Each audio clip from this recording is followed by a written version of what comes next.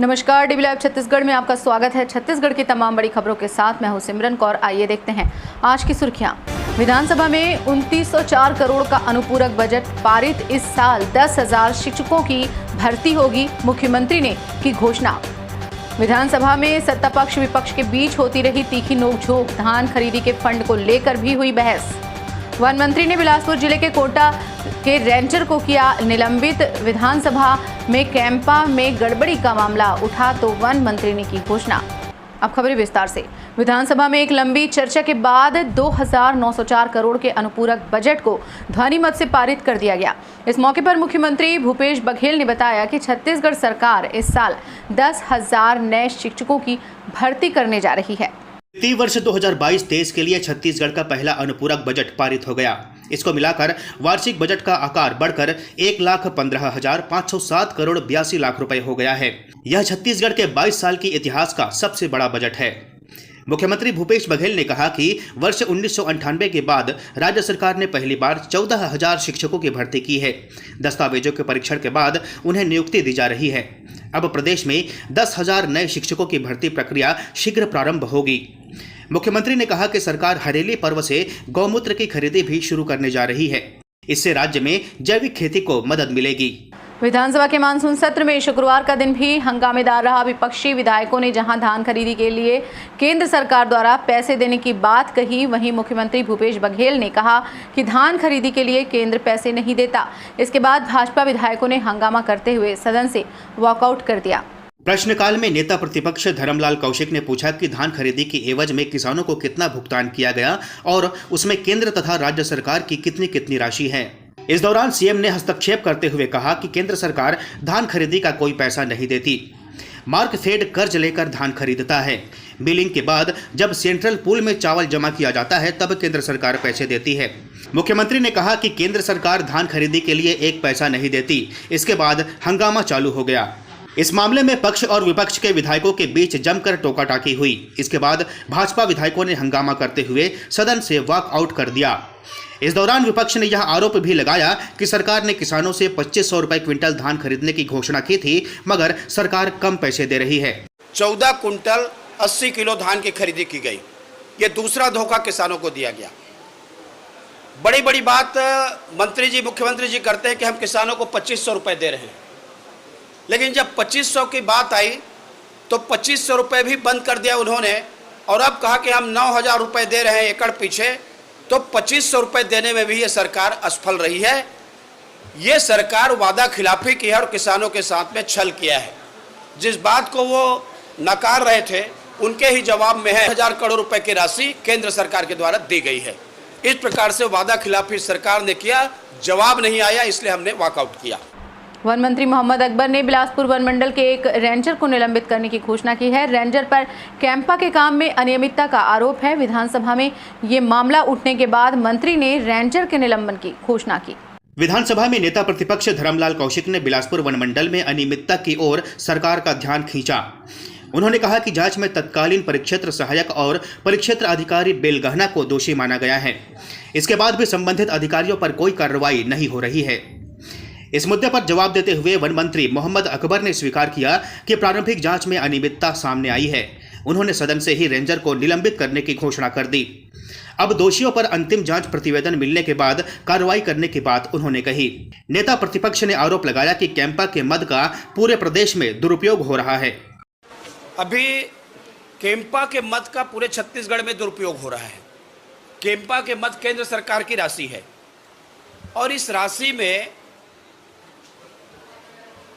कोटा के अंतर्गत में बेलगहना ग्राम है, आमा नाला, ब्रजबुड चेक डैम और दूसरा है कहुआ नाला।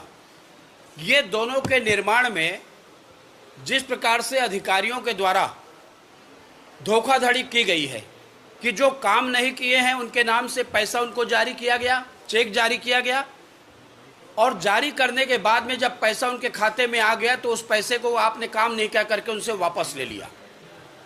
जो मजदूर वहां पर काम किए उनका भुगतान नहीं हुआ, और जो मजदूर काम किए तो जितना काम किए उससे कई गुना ज़्यादा का उनको भुगतान किया गया और उस मजदूर से वापस लिया गया। आज भी मजदूरों का भुगतान नहीं हुआ है। इस मामले को लेकर के मंत्री जी से उनका जवाब आया ध्यानाकर्षण में और उन्होंने इस बात को स्वीकार किया और स्वीकार करने के बाद में जो वहाँ के रेंजर है उस रेंजर को उनके द्वारा में सस्पेंड किया गया, विजय कुमार साहू को। और सस्पेंड करने के बाद में मैंने कहा है कि उनके 2 कर्मचारी और हैं, उनके बारे में उन्होंने कहा है कि मैं इसका परीक्षण कराऊंगा।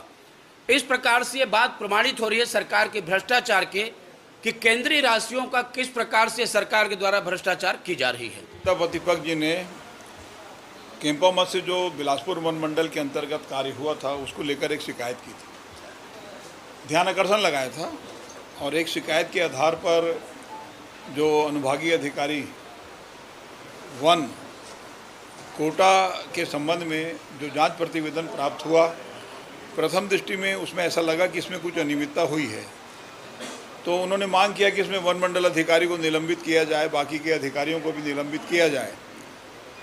लेकिन चूँकि वन मंडल अधिकारी का इसमें कहीं कोई भूमिका नहीं थी और जो भी कार्य हुआ था वो परिक्षेत्र अधिकारी के द्वारा संचालित किया गया था, तो इस कारण परिक्षेत्र अधिकारी को निलंबित करने की घोषणा की गई है। आगे की कार्रवाई जांच के उपरांत फिर उसको किया जाए। प्रदेश में रासायनिक खाद की कमी का दावा करते हुए भाजपा नेताओं ने विरोध प्रदर्शन किया। रायपुर में प्रदर्शन के दौरान भाजपा किसान मोर्चा के नेताओं और पुलिस के बीच विवाद के हालात बन गए।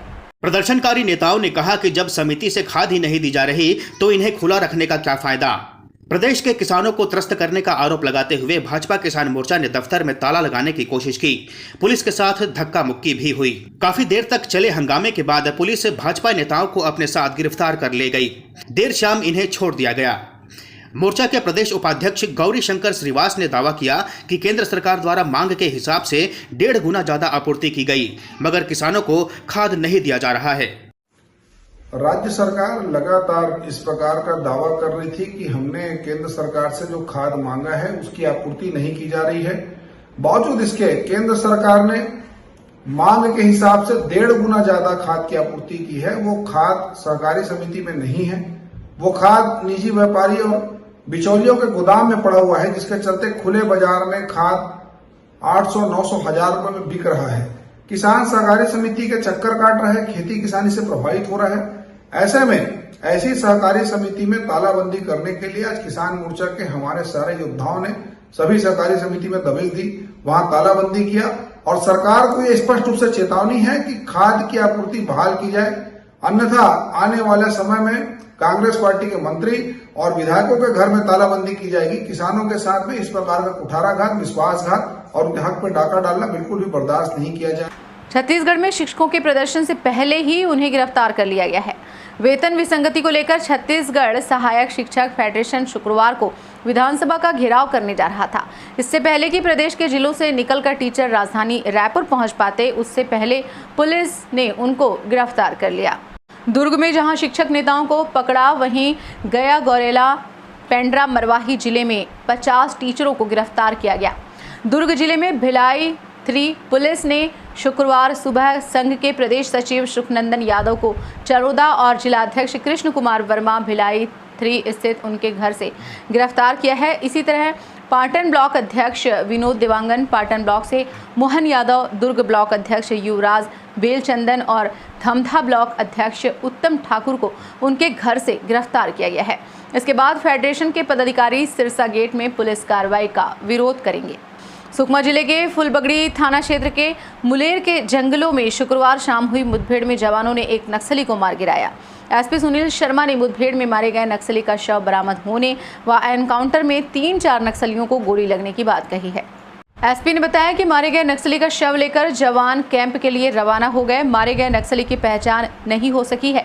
एसपी सुनील शर्मा ने बताया कि फुलबगड़ी थाना क्षेत्र के बड़े सेट्टी कैंप से जीआरजी जवानों की टुकड़ी व यहां तैनात सीआरपीएफ की 2nd बटालियन के जवानों की संयुक्त टुकड़ी मुलेर इलाके की ओर सर्चिंग पर रवाना हुई थी।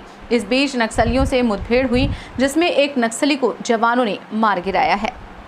इस बुलेटिन में फिलहाल इतना ही। बने रहिए डीबी लाइव छत्तीसगढ़ के साथ। नमस्कार।